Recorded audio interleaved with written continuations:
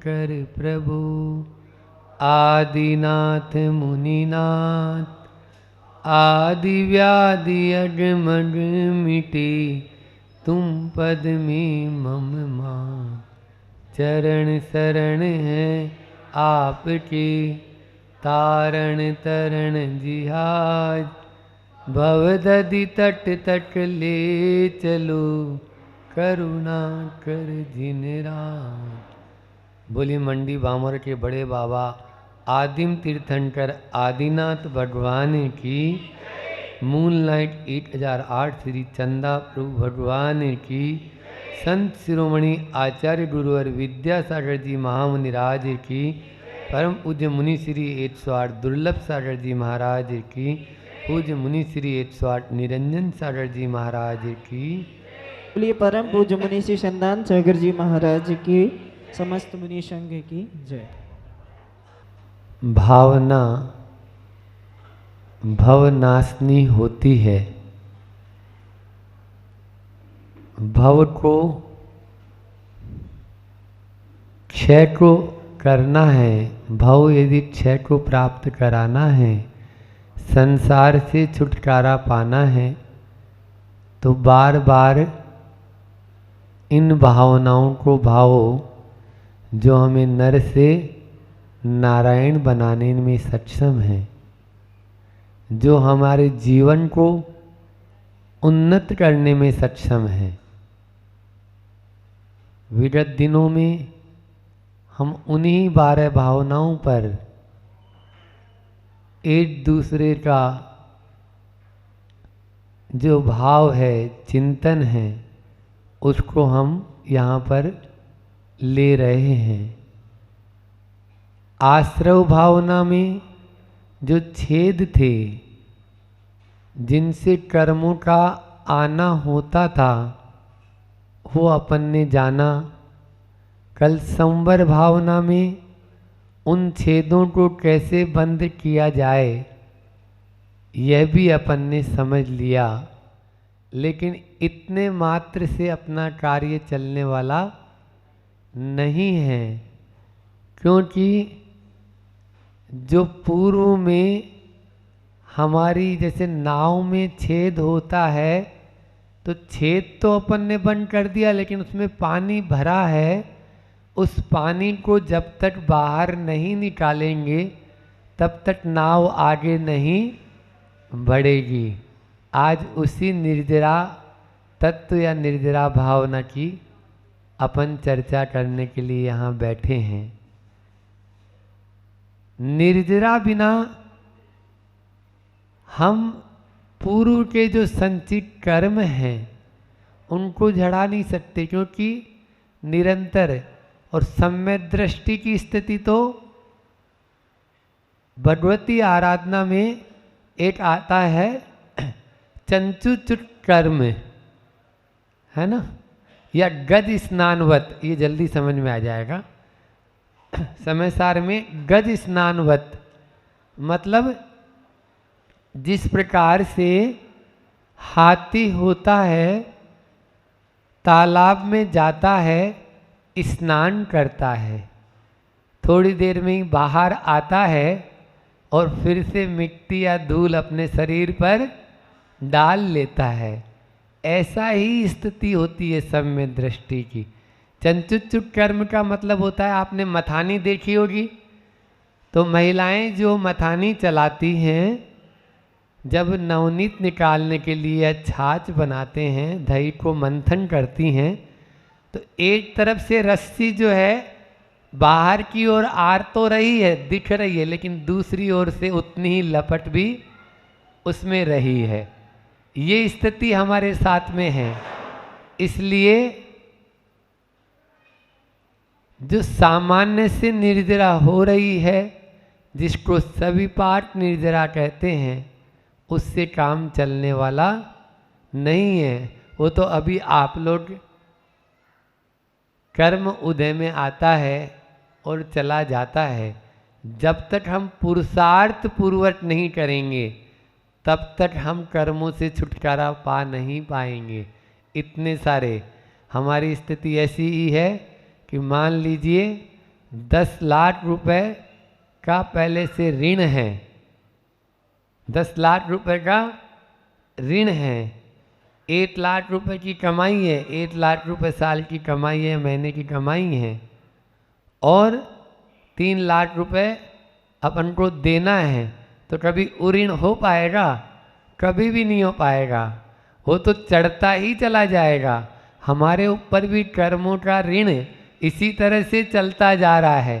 थोड़ा सा 24 घंटे में आप देख लीजिए कितना समय हम निर्जरा के लिए देते हैं, बाकी कितना बांधने के लिए देते हैं। आप स्वयं अपनी बैलेंस शीट तैयार कीजिए तो आपको ही मालूम चल जाएगा कि हम बांध कितना रहे हैं और खपा यानी क्षय को कितना प्राप्त करा रहे हैं। 12 भावना में आता है, जो सरोवर जल रुका सूरता तपन पड़े भारी, संवर रोके कर्म निर्जरा वै सोटन हारी। उदय भोग सविपाक समय पट जाए आम डाली, दूजी है अविपाक पटावे पाल विषे माली। पहले सबके होय नहीं कुछ सरे काज तेरा, दूजी करे जो उद्यम करके मिटे जगत फेरा। संवर सहित करो जग प्राणी मिले मुक्ति रानी, इस दुल्हन की यही सहेली जाने सब ज्ञानी। ये 12 भावना की मंगत राय जी की जो पंक्तियाँ हैं, बहुत ही पहली सबके होए कुछ, पहली सबके होए नहीं कुछ सरे काज तेरा, उससे कोई काम नहीं सरने वाला है। दूसरी जो है अविपाक निर्जरा, जैसे उदाहरण दिया यहाँ पर कि आम होते हैं, पेड़ पर आम पकने के लिए यदि आप इंतज़ार करते रहेंगे तो पकेगा या नहीं पकेगा, उसके पहले तो क्या हो जाएगा पता नहीं। इसलिए जो चतुर माली होता है वो क्या करता है, आम को उतार लेता है और उतार कर उनको कहाँ रखता है, पाल में, पाल में उनको पका लेता है। तो ये असमय में जो है निर्जरा, इसी निर्जरा से हमारा कल्याण होना है। समझ में आ रहा है? जो समय पर आ रही है और जा रहे हैं कर्म, उनसे उतना सरोकार या उतनी निर्जरा आपको लाभ नहीं मिलेगा, जितना कि लाभ हमें तब मिलेगा जब हम पुरुषार्थ करेंगे। इसलिए अपन को समय, शक्ति और सामर्थ्य मिला है, इस उसको समझते हुए हमें अपने पुरुषार्थ को जगाना है। और जैसे ही हम पुरुषार्थ जगा लेंगे तो फिर ज़्यादा उपदेश की ज़रूरत नहीं पड़ेगी। निर्जरा भावना के लिए 3 बातें आप यदि ध्यान में रखेंगे तो आपको स्वतः ही जो कर्म आ रहे हैं वो रुक भी जाएंगे और जो पुराने हैं वो झड़ भी जाएंगे। आप पहला निष्प्रह बने। क्या बने? निष्प्रह बने। दूसरा अनासक्ति भाव हम में आए और तीसरा है समता भाव आए। निष्प्रह का मतलब होता है चिपके नहीं। जैसे दीवार पर जितनी भी मान लीजिए जितना चिकनाई होगी उस पर जैसे ग्रीस लगी होगी तो धूल उड़ेगी तो वो चिपक जाएगी, और मान लीजिए उस पर चिकनाई नहीं लगी हुई है तो वो चिपकेगी धूल। ऐसे ही हमारे भीतर में भी भाव होने चाहिए। स्प्रहता का भाव नहीं, निष्प्रहता का भाव होना चाहिए। स्प्रहता यानी चिपटना। हम क्या कर रहे हैं, मोह के कारण हर चीज़ से चिपट रहे हैं, तो ये चिपकन ही जो है हमारा बंध का कारण है। जैसे ही ये चिपकन यदि मान लीजिए कम हो जाए, किसी भी चीज़ से अटैचमेंट, उसके बिना रह नहीं पाना, यदि वो चली जाए तो गाफिल हो जाना, ये तो इनके कारण, इसके कारण हमारी निर्जरा जो है वो हो नहीं पा रही है। यदि निष्प्रह भाव आ जाएगा तो निश्चित रूप से हमारे भीतर में जो कर्मों का जो पहले से जो बंद हुआ है वो निर्जरित होंगे ही। फिर दूसरा अनासक्त भाव रहना, आसक्ति नहीं होना। आसक्ति जहाँ रहती है वहाँ पर कर्म का बंध होता है, और जहाँ पे अनासक्ति रहती है वहाँ पर कर्म का बंध नहीं होता है। आचार्य कुंद कुंद समय सार में कहते हैं, रत्तो बंदति कम्मम मुंचदि जीवो विराट संपन्नो ऐसो बंद समासो तम्मा कम्मेसु माँ रज्जय। यदि कर्म के बंध से बचना चाहते हो तो राग भाव को छोड़ दो। जैसे ही आप राग भाव को छोड़ेंगे तो कर्म का बंध नहीं होगा। इसलिए हमें इस चीज़ से बचना है। तीसरा बताया मैंने समता भाव, सबसे बड़ा है ये। एक युवक था और वो युवक आज उच्च अधिकारी है, अभी है वर्तमान में मध्य प्रदेश में। वे उच्च अधिकारी जब वो हम लोगों के संपर्क में थे तो उस समय भाव थे कि विवाह न करें, लेकिन शरीर की इतनी परिस्थिति अनुकूल नहीं कि वो मोक्ष मार्ग में भी आगे बढ़ पाए। तो कोई बात नहीं, एक के साथ में अपना संबंध रखेंगे, यह भी स्वधार संतोष व्रत है।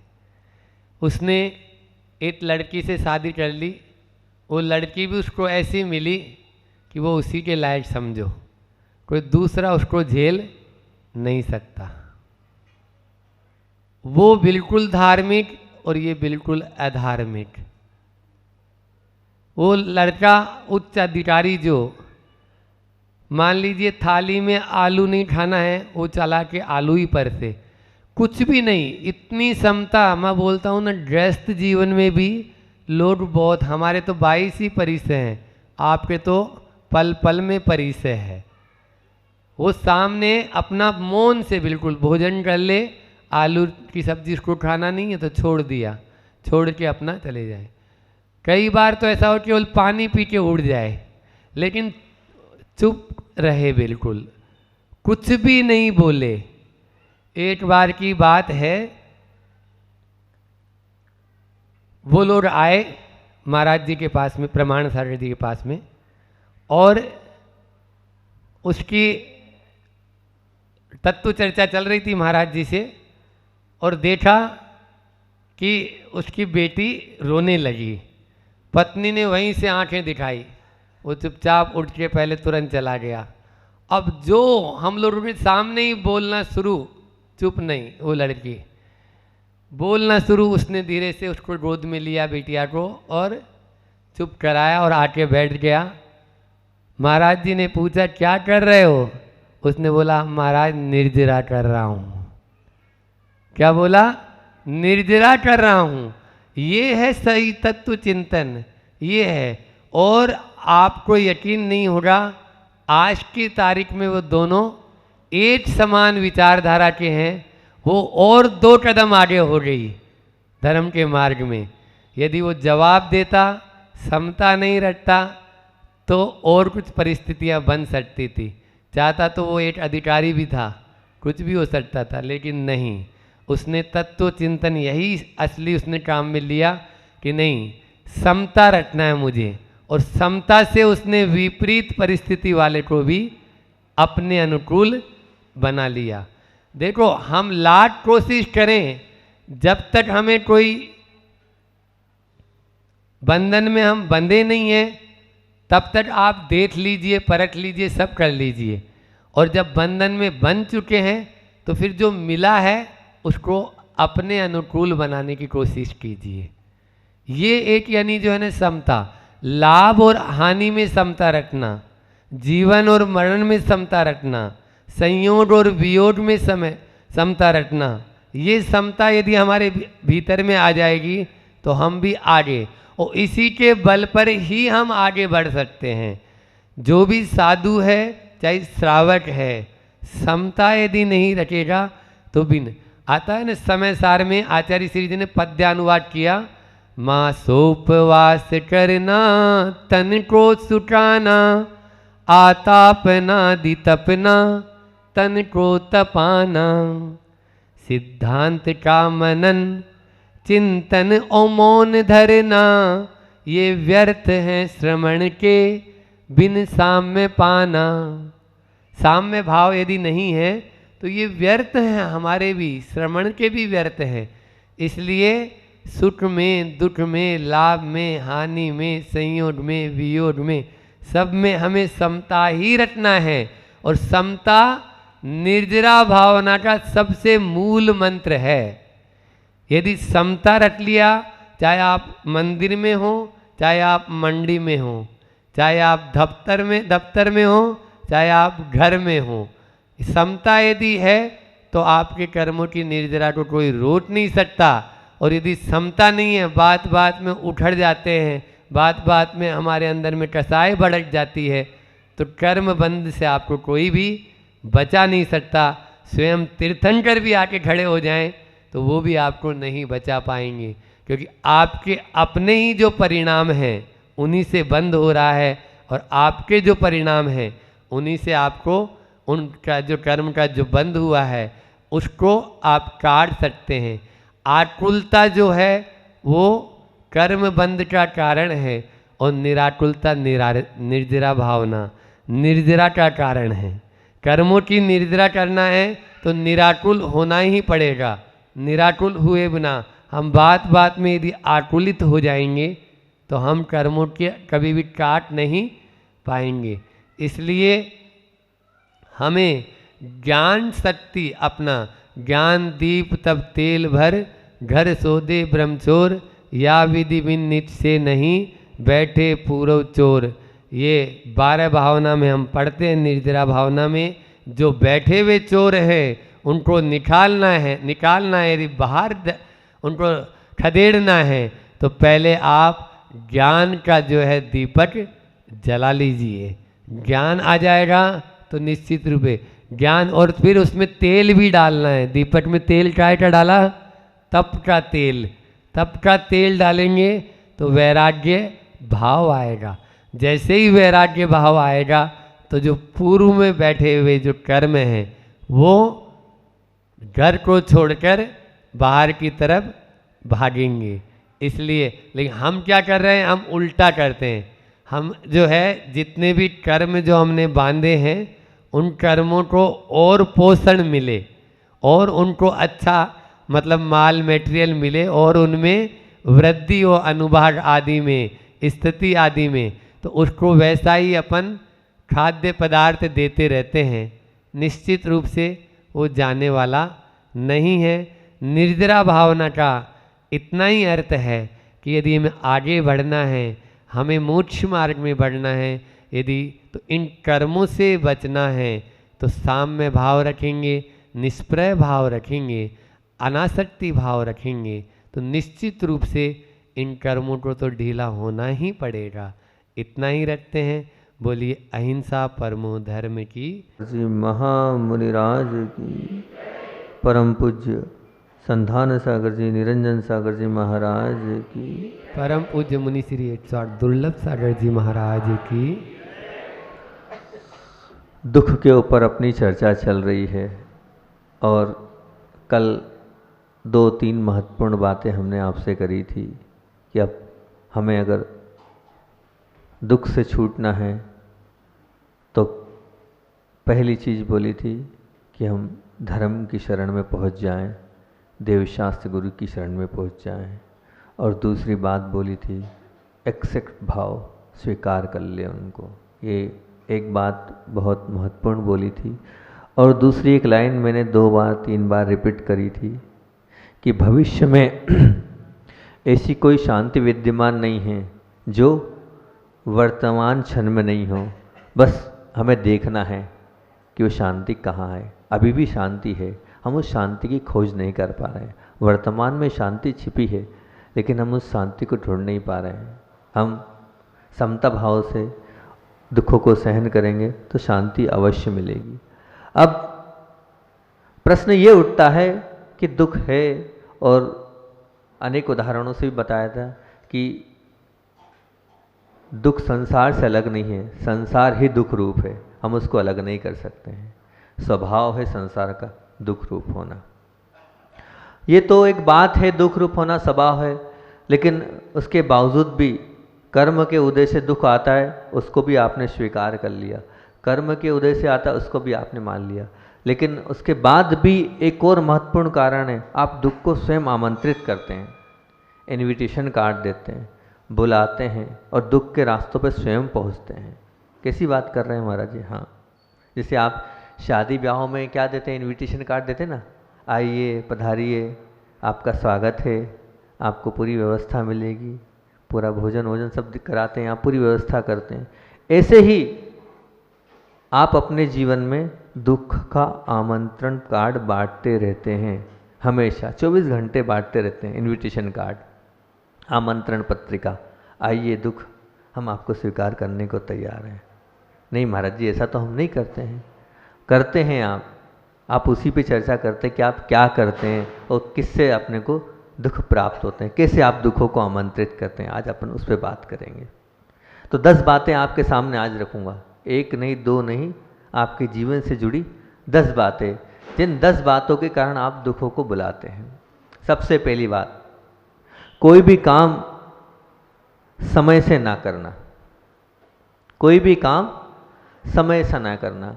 आप जब कोई भी कार्य करते हैं और उस कार्य को समय से नहीं करते हैं, तो जब समय से नहीं करते हैं तो आप क्या करते हैं, दुखों को बुला रहे हैं। कर्मों का उदय नहीं है इसमें, आपके पुरुषार्थ की कमी है।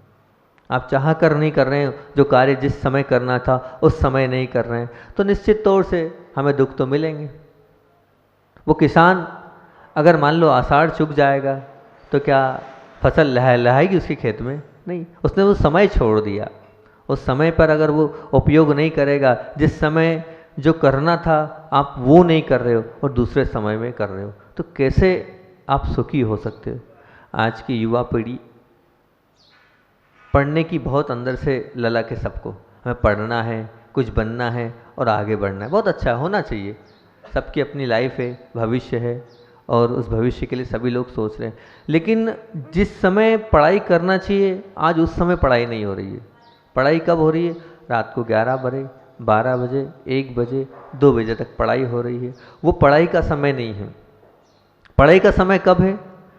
अब उसके कारण आपका स्वास्थ्य भी खराब हो रहा है, अनेक प्रतिकूलताएं हो रही है, अनेक दूसरी ऐसी आदतें आप में लग रही है जो योग्य नहीं है, उसके कारण आपको दुख झेलना पड़ रहा है। तो मैंने खुद का अपना अनुभव बता रहा हूँ, मैं स्वयं का अनुभव बता रहा हूँ। मुझे तत्वार्थ सूत्र का पाठ याद है, अच्छे से याद है। अब अगर मुझे अभी हाल पढ़ना पड़े आप लोगों के बीच में से, या रात को पढ़ूंगा मैं 9 बजे, मैं प्रतिदिन पढ़ने का प्रयास करता हूँ, तो रात को वही पाठ हो सकता है आधा घंटा, 30, 40, 45 मिनट लग जाते हैं मेरे को पढ़ने में। याद जरूर है, वही क्षोभसम है, वही लब्धि है मेरे पास। कोई रात को क्षोभसम कम नहीं हो जाता है और सुबह अधिक नहीं हो जाता है। उसी पाठ को जब सुबह 3:30 बजे उठ के स्वाध्याय में पढ़ता हूँ, 12 से 15 मिनट में तत्वार्थ सूत्र का पाठ हो जाता है। ऐसा क्यों? आप अनुभव करना, ये मेरा अनुभव आपके सामने शेयर कर रहा हूँ मैं। ऐसा क्यों? उस समय जो सुबह का काल होता है, प्रातः काल का काल होता है, वो जो उषा काल होता है, उस काल में हम स्थिर रहते हैं। पूरा शरीर हमारा रेस्ट कर लेता है, पूरे शरीर के प्रत्येक अवयव शांति का अनुभव करते हैं और पूरा वातावरण शांत होता है।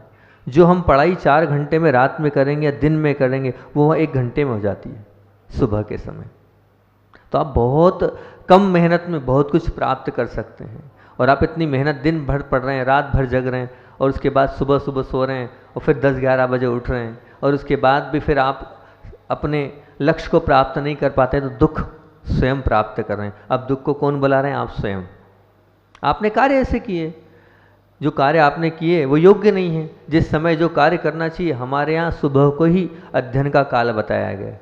सुबह प्रातः काल जो याद होता है वो बहुत अच्छे से आगे तक याद रहता है। वही सरस्वती की आराधना का काल है, लेकिन हम भूल गए हैं। आज के कल्चर में वो सुबह 4 बजे उठना वो नहीं है। हम जब थे तो हमारे यहाँ तो जो बड़े बुजुर्ग होते थे वो उठाते थे, 4 बजे उठाते थे। शुरू में तो लगता था क्या है ये, पर अपने आप 10-15 मिनट लगता है, थोड़ी बहुत एक्सरसाइज करी, ऊपर नीचे हुए, अपने आप नींद चले जाती है। पर वास्तविकता में सही चीज़ आपको बता रहा हूँ, हम दुखों को स्वयं आमंत्रित कर रहे हैं। हम जिस समय पर पढ़ना चाहिए उस समय पर नहीं पढ़कर अपने लक्ष्य को प्राप्त नहीं करते हैं, और जब लक्ष्य नहीं मिलता है तो दुखी होते हैं, कष्ट का अनुभव करते हैं। मैंने बहुत से बच्चों को बताया, उन्होंने उसको फॉलो किया और उन्होंने कहा भी, हाँ महाराज जी बहुत अंतर आया। जो रात को या दिन में हम पढ़ते थे और सुबह पढ़ते हैं, अंतर तो आता है, बहुत जल्दी दिमाग में वो चीज़ें एक्सेप्ट हो जाती है। तो सबसे पहला कारण मैंने आपके सामने रखा, क्या कर रखा? कोई भी काम समय से नहीं करना। जो समय जिस चीज़ के लिए निर्धारित है आप उस समय को उस वक्त ही करेंगे तो बहुत अच्छा है। आज अन्यथा मत लेना, सामाजिक बात है इसलिए कह रहा हूँ, क्योंकि ये जो चल पड़ा है कल्चर ही ठीक नहीं है। आज जो शादी की उम्र होती है उस शादी की उम्र में बहनों की शादी नहीं होती है, फिर वो मार्ग से भटकती है। भाई जो समय कहा गया है उस समय होना चाहिए ना उनका। तो मार्ग से जब भटकती हैं फिर आपको लगता है ये क्या हो रहा है, तो उसमें गलती आपकी है। जिस समय में जो कार्य नहीं हो रहा है और आप अब आंसू बहाओ, आंसू बहाने से कोई मतलब नहीं। आपको पढ़ाना है, आपको बाहर भेजना है, फिर नौकरी कराना है, नौकरी के बाद फिर अपेक्षा रख रहे हो कि हम जैसा चाहें वैसा करें, नहीं, वो नहीं करेगी। आपने उसको पाँव पे खड़ा कर दिया है, सक्षम बना दिया है, अब वो अपना खुद का निर्णय खुद लेगी, आपको कोई अधिकार नहीं उसका निर्णय लेने का। फिर वो गलत जाती है तो आपको बोलना भी नहीं चाहिए। भाई जिस समय जो कार्य करना था आप कर नहीं रहे हो और फिर उसके बाद दुखी हो रहे हो, तो बताओ आप दुखों को आमंत्रण दे रहे हो ना? स्वयं दे रहे हो, खुद दे रहे हो। इसमें आपकी खुद की कोई कर्म का उदय नहीं है, ये आपकी खुद की गलती है। पहली चीज हुई। दूसरी, एक बात हो गई, दूसरी है स्वयं की बात को हमेशा सत्य स्थापित करना। मैंने जो बोल दिया वो सही है। आपने क्या बोला, आपके मुख से एक बार निकल गया वो ठाकुर की जबान है। अगर मेरे मुंह से निकल गया कि यहाँ पर ऐसा ऐसा हुआ है, अब वो हुआ है, अब उसमें आपने ना आगे देखा ना पीछे देखा, सामने वाला क्या बोल रहा है वो नहीं देखा, और अब बस वही सत्य है उस पर ही अडिग रहना, ये गलत बात है। इस बात के कारण कोर्ट कचहरी हो जाती है, इस बात के कारण घर के दो टुकड़े हो जाते हैं, इस बात के कारण तलाक हो जाते हैं, इस बात के कारण भाई भाई आपस में एक दूसरे के लिए क्या होते हैं, समाप्त करने के, खून करने तक की नौबत आ जाती है। सिर्फ मैंने जो कह दिया वो सत्य है। तो आप स्वयं दुख को आमंत्रित कर रहे हैं, स्वयं की बात को सत्य स्थापित करना है। बस मेरे मुख से जो निकल गया वो ठीक है। अपने जीवन में ये चीज़ आप निकालें, नहीं जो मैंने बोला है एक अपेक्षा से ये भी सत्य है और जो सामने वाला बोल रहा है उसकी अपेक्षा से वो भी सत्य है। हमारा जैन धर्म अनेकांतमय है। अनेकांत से तात्पर्य ये है कि किसी परिस्थिति में ये भी ठीक है और किसी परिस्थिति में ये भी ठीक है। दोनों बातों को स्वीकार हम करेंगे तो दुख हमारे पास आएंगे ही नहीं। अपने आप हमने उसको स्वीकार कर लिया, अपने आप हमने उसको एक्सेप्ट कर लिया। ये हुई दूसरी बात। तीसरी बात है, जब ये हाल करी थी उसी से संबंधित है, देरी से सोना और देरी से उठना। अनेक प्रकार के शारीरिक कष्ट हो रहे हैं इससे। आप अपने बिजनेस के कारण 12, 1, 2 बजे आते हैं, फिर उसके बाद आप रात्रि में भोजन करते हैं, भोजन करने के बाद फिर 10, 11 बजे उठते हैं। आपकी पूरी लाइफ स्टाइल बदल गई। सूर्योदय के पहले उठने के लिए कहा है। अब अनेक प्रकार की जब बीमारियां होती है, शुगर होता है, बीपी होता है, आपका ब्लड प्रेशर होता है, ठीक है ना, हार्ट की बीमारियां हो रही है, तो दुख को कौन ने बुलाया? आपने बुलाया। आप स्वयं बुला रहे हो। अपनी जीवनचर्या को आपने ऐसा कर दिया है, उस जीवनचर्या के अनुसार आप चल नहीं रहे हो और अपनी पूरी जीवन को आपने कहना चाहिए कि खुद को खुद के द्वारा घात किया है। तो माना सबके पास बिजनेस है, सबके पास काम है, सबके अपने अपने बहुत सारी जिम्मेदारियां हैं, लेकिन जहाँ जिस समय में करना चाहिए उस समय में आप करें ना। समय की अवहेलना क्यों हो रही है? इतना धन आप कहाँ ले जाएंगे कि आपको रात को 12, 1, 1, 2 बजे हो रही है? चलो ये ठीक है, कोई दिक्कत नहीं है काम। अब मैं तो बहुत बार देखता हूँ कि बच्चे लोग बाहर खड़े रहते हैं 11, 12, 1, 1 बजे तक। क्या आवश्यकता है? दिन भर तो पड़ा है, लेकिन हम 12, 1, 1 बजे तक वहाँ हैं और फिर उसके बाद सो रहे हैं और सोने के बाद फिर देर से उठ रहे हैं। पूरी दिनचर्या हमने खराब करी है। तो अब दिनचर्या खराब करिए तो शरीर को कष्ट मिलेगा, उस कष्ट के आप स्वयं जिम्मेदार हैं। अब कष्ट कर्म के उदय से नहीं आ रहा है, कोई कर्म का उदय नहीं है, ये कोई गिफ्ट में नहीं मिला आपको, आप स्वयं कर्म को बुला रहे हो। इसमें स्वयं आपका खुद का हाथ है उन दुखों को आमंत्रण देने में। और ये हो गई 2 बात। 3 बात। चौथी बात आप ध्यान रखना, सब आपके जीवन से जुड़ी हुई बातें आपको बता रहा हूँ, आप ध्यान नहीं देते हैं, इसलिए मैं आपको ध्यान दिला रहा हूँ और कुछ नहीं। बातें तो आपकी ही है और आपकी बात आपको बता रहा हूँ। चौथी है हमेशा स्वयं के लिए सोचना। आप हमेशा अपने लिए सोचते हैं, अपने लिए ही आपका जीवन है, दूसरे के लिए नहीं। मैं जिसके जीवन में होता है वो अधम व्यक्तित्व कहलाता है। मैं जिसके जीवन में होता है, जिसको अपने से मतलब है, मैं सुख हूँ, मैं सुखी रहूँ, मैं शक्तिशाली बनूँ, मैं वो कार्य करूँ, दूसरा नहीं है, उसको अधम बोला है। और मैं से जो थोड़ा ऊपर बढ़ जाता है, हम में आ जाता है, मतलब वो अपने साथ अपनी पत्नी की भी बात कर रहा है, अपने साथ दूसरे व्यक्ति की, मित्र की भी बात कर रहा है, अपने साथ परिचित की बात भी कर रहा है, तो हम उसको कह सकते हैं मध्यम में है वो। और जो मैं और हम से ऊपर थोड़ा और उड़ गया, अब वो हमारे की बात कर रहा नहीं, हमारा परिवार, हमारे जो ग्रुप के लोग हैं वो, हमारी पाठशाला का परिवार, हमारी महिला मंडल, जहाँ हमारापन आ गया, हम उसको उत्तम कह सकते हैं। मैं को मैंने अधम बोला है और हमको मैंने मध्यम बोला है, और जहाँ पर हम आ गए हैं उसको क्या बोला है? उत्तम। लेकिन इस मैं, हम और हमारे से भी बहुत उत्कृष्ट एक चीज़ है, जिसमें मैं, हम और हमारा नहीं, जिसमें सब है। उसमें एक इंद्री भी है, दो इंद्री भी है, तीन इंद्री भी है, चार इंद्री भी, पंचेंद्री भी है। उसमें कोई जाति नहीं है, उसमें प्रत्येक आत्मा है। जो सबकी चर्चा करता है वो उत्तमोत्तम होता है। क्या होता है? उत्तमोत्तम। आप चाहते हो कि मुझे मेरे जीवन में दुख आए ही नहीं, तो आपकी जीवनचर्या में ये हम शब्द नहीं, हमारा शब्द नहीं, मैं शब्द नहीं, सब शब्द आ जाए, सबके लिए सोचे। आज आचार्य भगवान का इतना पुण्य क्यों है? उसका क्या कारण है? आज पूरी दुनिया एक दर्शन के लिए, एक मुस्कान के लिए, एक हाथ उठा दे इसके लिए ललायित है। उसका कारण ये कि उनने कभी भी मैं, हम और हमारी बात ही नहीं करी। उनने हमेशा सबकी बात करी है। जो सबका सोचता है, ध्यान रखना, उसको दुख मिलते ही नहीं है। उसका जीवन तो अपने आप खुशहाली से भर जाता है। आप चाहते हैं दुख नहीं आए, तो अपने जीवन में इस सिद्धांत को अपना ले आओ। कभी भी मैं अपने लिए नहीं सोचूंगा, मैं कभी भी हम के लिए नहीं सोचूंगा, मेरे अंदर हमारापन नहीं आएगा, मेरे अंदर हमेशा सबके लिए विचार आएंगे। जो सबका सोचेगा उसका अपने आप भला होता चले जाएगा। उसका भला कोई नहीं रोक सकता है, कोई भी नहीं रोक सकता है। एक एक कारण बहुत सोच समझ के हम आपके सामने रख रहे हैं, पूरे के पूरे कारण। 8 कारण हो गए हैं। 9वां कारण, बिना मांगे सलाह देना। क्या है? बिना मांगे, हमें कोई मतलब नहीं है उससे, लेकिन लगे हैं हम उसको सलाह देने के लिए, भैया ऐसा कर लो, भैया ऐसा कर लो, और आप कर लोगे तो अच्छा रहेगा। मान लो आपकी सलाह उसने मान भी ली, ठीक है, आप हितैषी थे, आपने सलाह दी, अब वो कार्य उसका नहीं हुआ तो, वो कार्य उसका नहीं हुआ तो, कोई भी आपने औषध बता दिया, वो पूछ ही नहीं रहा है आपसे औषध, आप लगे हो, आपको सूट कर गई, उसको सूट नहीं करी, तो वो डबल कष्ट में आ गया, तो आप ऐसा क्यों कर रहे हो? बिना मांगे सलाह नहीं देना।